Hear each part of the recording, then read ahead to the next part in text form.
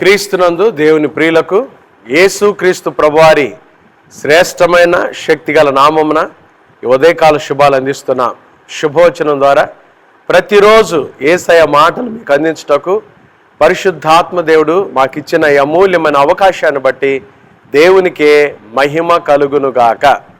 ఎలా ఉన్నారు? బాగున్నారా? ఉదయకాలం లేవగానే ప్రభుని స్తుతిస్తూ ఘనపరుస్తూ లేస్తున్నారా? ఆయా సమస్యలు జ్ఞాపకం చేసుకుని కృంగిపోయి లేస్తున్నారా? మనం ఆరాధించే దేవుడు మన ప్రభుని యేసుక్రీస్తు వారు ఎవరో తెలుసండి. కృంగిన వారిని లేవనెత్తే దేవుడు, బలహీనలను బలపరిచే దేవుడు యేసయ్య.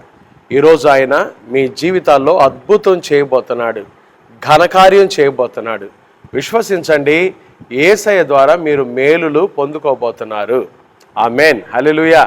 ఈరోజు శుభవచనం కొరకు 91వ సంకీర్తన 91వ సంకీర్తన కూడా దైవజనుడైన మోషే చేసిన ప్రార్థనలోనే భాగం ఇది. 91వ కీర్తన చాలా అద్భుతమైన కీర్తన కదండి. మనం ప్రయాణాలు చేసేటప్పుడు, ఇరుకులో ఇబ్బందుల్లో ఉన్నప్పుడు, సమస్యల్లో ఉన్నప్పుడు ఈ కీర్తన చదువుకొని ప్రార్థన చేస్తే ఎంత ధైర్యము, ఎంత ఆదరణ వస్తుందో కదా. ఈ కీర్తన అంత గొప్ప కీర్తన. ఇది దేవుని పరిశుద్ధాత్మ అభిషేకంతో వ్రాయబడిన మాటలు కాబట్టి మన జీవితాలను ఇవి ప్రేరేపిస్తాయి, బలమైన కార్యాలు జరిగిస్తాయి. చూడండి, మహోన్నతుని చాటున నివసించువాడే సర్వశక్తుని నీడను విశ్రమించువాడు. మన దేవుని లక్షణాలు మహోన్నతుడని, ఆయన సర్వశక్తిమంతుడని. చూడండి, ఆయన గురించి ఆయనే నాకు ఆశ్రయం, మనకు ఆశ్రయమైన వాడని, నా కోట, మనకు కోటగా ఉన్న దేవుడని. దేవుని గురించి చాలా మాటలు మనం ఈ కీర్తనలో చూస్తాం. చాలా అద్భుతమైన మాటలండి, చాలా శ్రేష్టమైన మాటలు. తర్వాత నీకు అపాయమేమీ రాదు, ఏ తెగులును నీ గుడారమును సమీపించదు, నీ మార్గములన్నిటిలో నిన్ను కాపాడుటకు ఆయన నిన్ను గుచ్చి తన దూతలకు ఆజ్ఞాపించును. ఇలా చెప్పుకుంటూ పోతే ఈ కీర్తనలో ఉన్న అన్ని శుభవచనాలే మన జీవితాలకు ఆశీర్వాదకరమైన మాటలే. ఎంత దీవించబడతామో కదా. అయితే ఈరోజు శుభవచనం ఏంటంటే, ఒక్క మాట నేను తీసుకుంటున్నాను. 16వ వచనం, 91వ కీర్తన ఆఖరి వచనం చూడండి. దీర్ఘాయువు చేత అతనిని తృప్తిపరిచెదను, నా రక్షణ అతనికి చూపించెదను. దీర్ఘాయువు, ఈరోజు ఇదే మన శుభవచనం, దీర్ఘాయుష్. చాలామందికి మాకు మంచి దేవుడు ఆయుష్ ఇస్తే బాగుండు, దీర్ఘాయుష్ ఇస్తే బాగుండు, భూమి మీద మేము చాలా కాలం ఆరోగ్యంగా ఆశీర్వాదకరంగా బ్రతకాలనుకుంటున్నాం పాస్టర్ గారు అంటారు. వాస్తవమే, మనం ఆరాధించే దేవుడు ఆశగల ప్రాణాన్ని తృప్తిపరిచేవాడు, దీర్ఘాయుషునిచ్చేవాడండి, దీర్ఘాయుషునిచ్చేవాడు. దేవుని వాక్యంలో దీర్ఘాయుషు కొరకు మనం చేయాల్సిన 3 మాటలు మీకు జ్ఞాపకం చేస్తాను. పరిశుద్ధ గ్రంథంలో సామెతల గ్రంథం 4వ అధ్యాయం 10వ వచనం, 4వ అధ్యాయము 10వ వచనం చూడండి. నా కుమారుడా, నీవు ఆలకించి నా మాటలను అంగీకరించిన ఎడల నీవు దీర్ఘాయుషమంతుడు వగుదువు. దీర్ఘాయుషమంతుడుగా, దీర్ఘాయుషు కలిగి జీవించాలంటే సీక్రెట్ ఎక్కడుందో తెలుసా? దేవుని మాటలు ఆలకించి ఆయన మాటలను అంగీకరించిన ఎడల. సామెతల గ్రంథంలో పదే పదే మనకు కనబడే మాట ఏంటంటే, నా కుమారుడా, నా కుమారుడా. జ్ఞానము, ఈ మాటలు సామెతల గ్రంథంలో పదే పదే కనపడతాయి. నా కుమారుడా. కుమారుడు అంటే అక్కడ కుమార్తె కూడా ఉందన్నమాట, కుమార్తెలకు కూడా. దేవుని మాటలు ఎవరైతే ఆలకించి అంగీకరిస్తారో భూమి మీద వారు దీర్ఘాయుషమంతులుగా జీవిస్తారు. అసలు దేవుని మాటలకు చోటిస్తున్నావా? నీ జీవితంలో దేవుని మాటలకు సమయం ఉందా? దేవుని మాటలు అంటే ఇష్టపడుతున్నావా? దేవుని మాటలు ఆలకించి వాటిని అంగీకరిస్తే భూమి మీద నీవు దీర్ఘాయుషమంతుడు అవుతావు. చూసారా ఎంత బలమైన మాటలు ఉన్నాయో. తర్వాత ఇంకొక మాట చూడండి, దీర్ఘాయుషుకు మరొక మాట కూడా మీకు ఈ సమయంలో చూయించాలి. మరొక మాట కూడా సామెతల గ్రంథం 9వ అధ్యాయం, సామెతల గ్రంథం 9వ అధ్యాయం 10వ వచనం. యెహోవా యందు భయభక్తులు కలిగి ఉండుటయే జ్ఞానమునకు మూలము, పరిశుద్ధ దేవుని గురించిన తెలివియే వివేచనకు ఆధారము. ఇప్పుడు 11వ వచనం, సామెతలు 9:11 చూడండి. నా వలన నీకు దీర్ఘాయువు కలుగును, నీవు జీవించు సంవత్సరములు అధికములగును. ఎవరి వలన? నా వలన అంటే ఎవరి వలన? యెహోవా యందు భయభక్తులు కలిగి జీవించుట వలన దీర్ఘాయువు నీకు కలుగుతుంది. నీవు జీవించు సంవత్సరాలు కూడా అధికములు అవుతాయి కదండి. నా ప్రియమైన దేవుని బిడ్డలారా, దేవుని యందు భయభక్తులు కలిగి జీవిస్తారో, ఎవరు దేవుని యందు భయభక్తులు కలిగి ఉంటారు? ఈ రోజుల్లో మనం చూస్తుంటే ప్రస్తుత తరంలో దేవుని యందు భయభక్తులు లేని తరం ఒకటి పుట్టిందండి. దేవుడంటే భయం లేదు, విచ్చలవిడి జీవితం. ఎవరిని చూడండి, ఫోన్లో చూడకూడని దృశ్యాలు చూస్తూ, అనకూడని మాటలు అంటూ ఇష్టానుసారంగా జీవిస్తూ ఉన్నారు మానవుడు. ఎంత చెప్పినా, కొంతమంది యవనస్తులకి మనం ఎంత చెప్పినా, ఎన్నిసార్లు గద్దించినా వారు లోబడే మనస్సు లేదు. ఎందుకంటే దేవుని భయము బొత్తిగా లేని తరం ఒకటి వచ్చేసింది.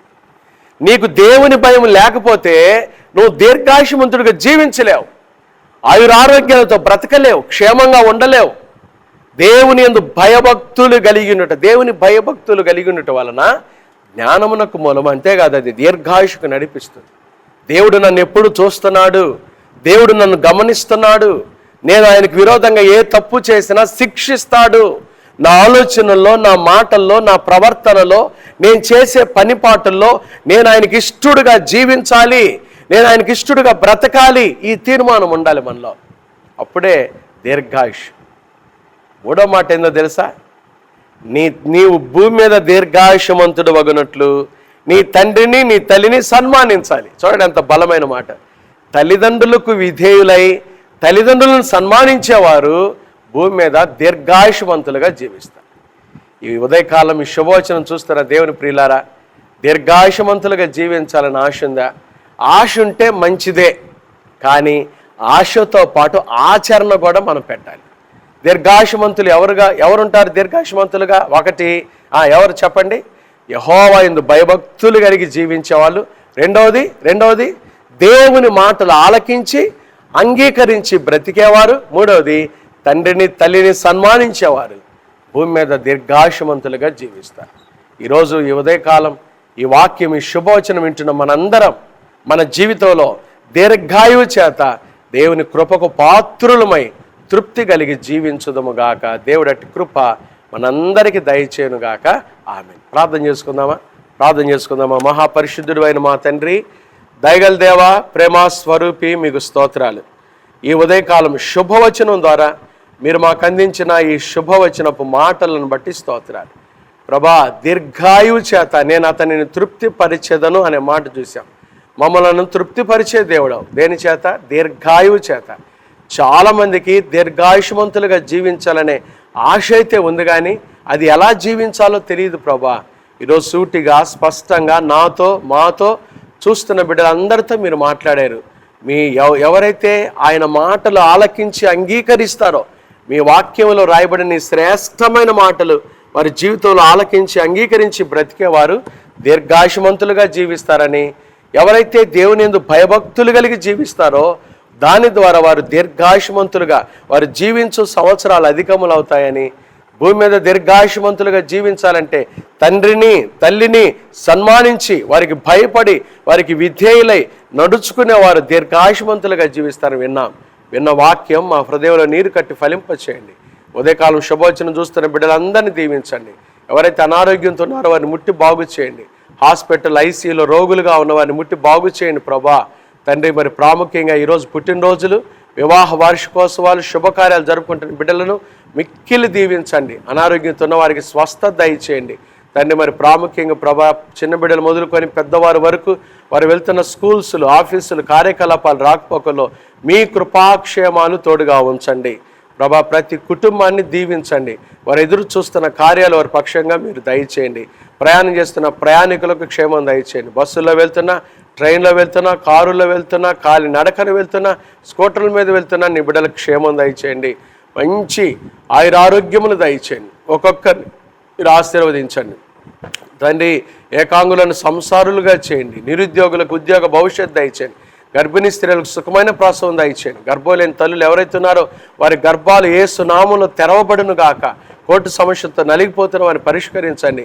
వ్యాపారం చేసుకుంటున్న వారి వ్యాపారాలు దీవించండి. చేతుల కష్టార్జితం చేసుకుంటున్న బిడ్డలు వారి చేతుల కష్టార్జితాన్ని దీవించండి. మీ సేవకుల పరిచయం దీవించండి. సిబిసిలో ఈ నెల 20, 21, 22 తారీఖుల జరగనయున్న కృతజ్ఞత స్తుతి పండుగలు మీరు దీవించి ఆ దినాల్లో మంచి వాతావరణం, ఆశీర్వాదకరమైన మీ కృప, మీ సన్నిధి మేము అనుభవించినట్లుగా అద్భుత కార్యాలు జరిగించి మీ సేవకులను కూడా మీరు నడిపించి, పాలిమానేలు గారు, నిస్సిపాల్ గారు రాబోతుండగా ఆశీర్వాదకరంగా కార్యక్రమాలు జరిగించి మీరే మహిం పొందమని, అక్కర తీర్చి కృప చూపించమని, ఉదయకాలం శుభోచనలో పాల్గొన్న బిడ్డలందరిపై మీ దీవులు కుమ్మరించమని యేసు నామమున ప్రార్థిస్తున్నాము తండ్రి, ఆమేన్. త్రియేక దేవుని ప్రేమ, కృప, సమాధానములు ఈ ఉదయకాలం ఈ శుభోచనలో పాల్గొన్న దేవుని ప్రియులందరికీ, సంఘమంతటికి, సిబిసి కుటుంబాలకు, పరిచర్లకు, లైవ్లో చూస్తున్న బిడ్డలందరికీ ఇప్పుడు ఎల్లప్పుడూ ప్రభువు రాకడ పర్యంతం తోడైండును గాక. ఆమేన్. God bless you.